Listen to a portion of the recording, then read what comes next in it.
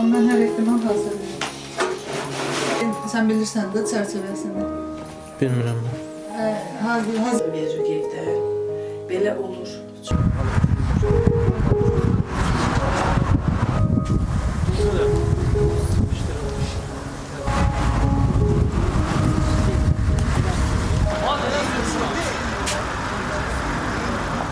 Mən Sabirabad rayonunun Qəzli kəndindəyim. Zayev İlxan müəllimin anasıyam. Mən İlxanım elə körpəliyindən o qədər vətənpərvər bala olub ki, onu mən demirəm. O bütün çəkilişlərdə onun müəllimələr onun haqqında danışanda körpə vaxtından vətənə bağlı bala idi İlxanım həqiqətən. Məktəbdə müəlliməsi onu həmişə danışanda deyir ki, yəni İlxanım körpəliyindən seçilir. Müəlliməsi bizə tez-tez gəlir. O həmişə televizorda baxanda ki, o vaxt 20 yanvarı həmişə məndən soruşurdu ki, mama, o necə olub, elə şey olunmu, tanklar gəlib, Bakıda, Eləcikdə, qırğın olub. Mən İlxanım ən çox 20 yanvarla həmişə maraqlanırdı ki, o necə olub o hadisə. Mən danışırdım ona. Məktəbdə də müəlliməsindən eyni o sözləri maraqlanırmış. Bir sözlə İlxanım yəni çox vətənpərvər idi uşaqlığından. Balam böyüdü, oxudu, öz istəyinə çatmışdı, arzusuna çatmışdı ki, mən oxuyacam da.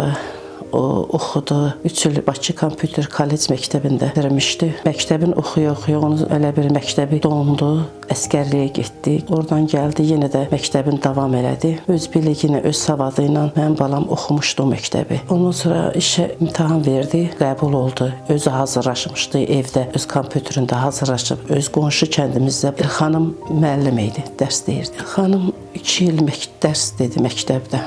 3-cü ilə keçmişdi. Deyirdi ki, yəni instituta da imtahan vermişdi. İnstituta qəbul olmuşdu balam. Sentyabr ayları idi. Ona qonaqlıq zad elədi sinif yoldaşlarına ki, mən işləyə-işləyə məktəbə də qəbul olmuşam. İnşallah gedib oxuyacam, işləyə-işləyə. O illəri müharibə başladı. İlxanım müharibəyə çağırıldı. Sentyabrın 29-u idi. 28-i idi İlxanımı çağırdılar voyenkomata. İlxanım canla başla dədəsinə dedi ki, o hər gün kompüterdə otururdu, o baxırdı, o hər şeyi bilirdi İlxanım. Amma biz bilmirdik o şeyləri ki, müharibə başlayır, nədir. Bizə dedi ki, mama biz kursa getməliyik. Ona görə bizi çağırıblar, mən getməliyəm. Hər gün də işə gedirdi. Hər gün işə gedirdi balam. Gedirdi, gəlirdi, məktəb açılacaq idi. Gəldi, 29-u getdi voyenkomata, dədəsi ilə getdi. Elxanımı oradan ötürdülər Ağcabədiyə, oradan da müharibəyə. Elxanım Cəbrayılda yaralanmışdı, amma biz bilmirdik. Bizim kənd cəmaatımız bilmişdi ki, Elxanım yaralanıb. Elxanım zəng elədi ki, günün birində mama atasına demişdi. Dedi ki, mən Ağcabədiyəm, orada bir gün qalıb qayıtmalıyam. Özüm sizinlə dedim ki, rahat danışım, neynim, ora xəstəxanaya gəlmişdi ona görə. Oradan rahat bizimlə danışdı. Biz də dedik ki, yoxsa gəlib görməliyik də. O günü sabahısı tezdən getdik, Elxanımı da gördük. O yaralı olduğunu heç vaxt boynuna almadı. Dedi, mən yaralanmamışam, mən getməliyəm. Doyunca Elxanımı gördüm, axırıncı görüşüm idi. Elə bir Allah Taala mənə onu da qismət elədi. Getdim Elxanımı gördüm orada. Rahat şəkildə özünü elə göstərdi ki, Elxanım, nə müharibə. Mən hələ müharibə zadı görməmişəm. Siz amma evə tez gedinlər. Bizə elə elədi ki, biz heç nə başa düşməyək deyə. Həqiqətən yenə də heç nə hiss eləmədik biz. Nə yaralanmağın boynuna almadı, nə demədi ki, mən yaralanmışam, ya yaxşıyam. Təlim keçəndə azca əzilib, qolum əzilib təlimdə. İlxanım mən o idi, Allah hamd olsun. Yəni başqa heç nə demədi. Dedi, təlimdə yüngül qolum əzilib. Mən yaralanmamışam, mən hələ müharibə görməmişəm. İlxanımla o cürə biz ayrıldıq oradan. Oktyabrın ortalarında biz o görəndə. Noyabrın 1-i İlxanımın xəbəri çıxdı, şəhid olduq. Elxanım həmişə uşaqlığında elə bir özü səhnə qururdu özü üçün. Taxtadan avtomat düzəldirdi, tapança düzəldirdi, keçirdi ağacın dalına, belə atırdı, adamlar düzəldirdi, yıxılırdılar onlar ağacın dibinə. Çağırırdım ki, sən nə ağarsan, sən dərs oxuyurdun, bir qəfil yoxa çıxırsan, gedirsən. Deyirdim, amma gəlirəm. Oxuya-oxuya qaçıb həyatı yaşayırdı o balam körpəliyi ilə. Elirdi, gəlirdi evdə, onu otururdu, kitabını açırdı, oxuyurdu biraz dərsi. Onun üçün o qədər maraqlı gəlirdi. Polad Həşimov şəhid olanda mən İlxanım onda tələb idi, evimizdə də gəlmişdi. Küçədə uşaqlar görürdüm, danışır ki, bizim generalımızı ermənilər şəhid olub. İlxanım onda uşaqlara bir söz deyirdi ki, mən də həyətdə özüm eşitmişəm, yəni o kəlmələri ki, deyirdi ki, bilirsiniz, o şəhidin məqamını bilirsiniz. Həm də mənim balam dindar idi, namaz qılan idi. Belə din kitabları, zatları İlxanım var, həmişə onları oxuyurdu. Subut eləyirdi ki, deyirdi ki, o şəhid hər oğula qismət olmur. Bir də ki, onun məqamını siz bilə bilmərsiniz. Elxanımın gözəl xüsusiyyətləri çox idi.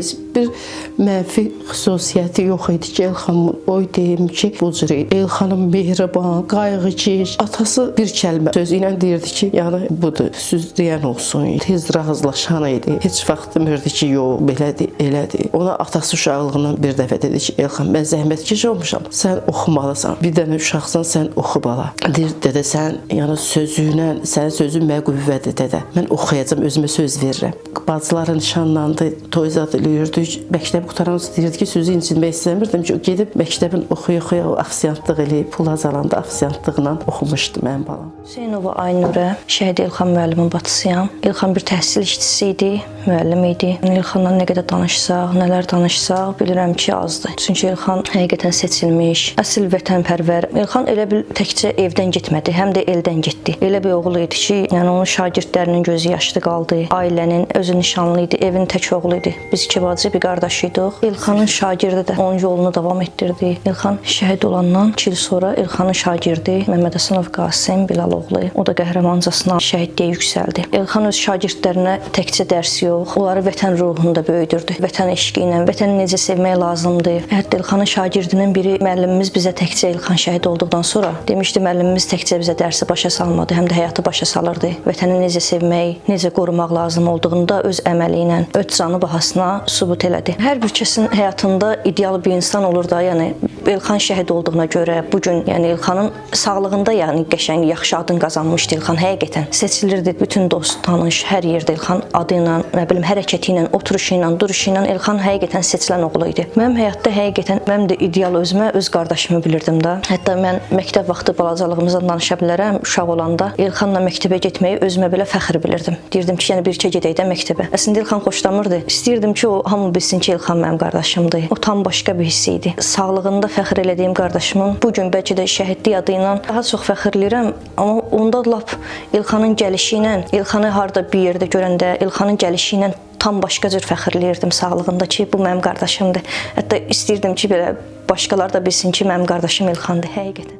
Sultanova Hüsniyə, Sabirabad rayon sakiniyəm. Şəhid İlxan Rızayevin şagirdi olmuşam. Biz ilk dəfə İlxan müəllim 8-ci sinifdə oxuyanda bizim məktəbə MİQ-lə təyin olunmuşdu, gəlmişdi. İlxan müəllim kəndimizə gəlməyinə yeni nəfəs gətirmişdi. Bəlkə də bu gün mən ali təhsil ala bilmişəmsə, bunun müəyyən payı İlxan müəllimin payına düşür. Çünki İlxan müəllim, biz gənc müəllimləri görüb motivasiya alırdıq. Biz gənc müəllimlərdən, yəni onlardan ilham alırdıq. Yəni onların danışığından, sözündən. İlxan müəllim özü də çox, necə deyim, nümunəvi bir müəllim idi. Hər zaman bizlə söhbətləri, sözləri, həm bizlə yer gəlsə oyun da oynayırdı, yer gəlsə dərsin olduğu şəkildə tədris edirdi. İlxan müəllim haqqında çox danışmaq olar, yəni onun nümunəvi olmağından. Amma İlxan müəllimin məncə bizə ən böyük dərsi şəhid olaraq keçməsi oldu. Çünki bu gün də Sabirabad rayon Qaraqaş kənd orta məktəbində İlxan müəllim anılır hər zaman. Yəni onun tələbələri bu ənənə kimi davam edir. Kənd məktəbinin şagirdləri təmadül olaraq İlxan müəllimi ziyarət etməyə çalışırlar. Öz müəllimlərini unutmurlar. Dediyim kimi İlxan müəllimin ən böyük dərsi elə bizə şəhid olaraq verdiyi bir dərs oldu.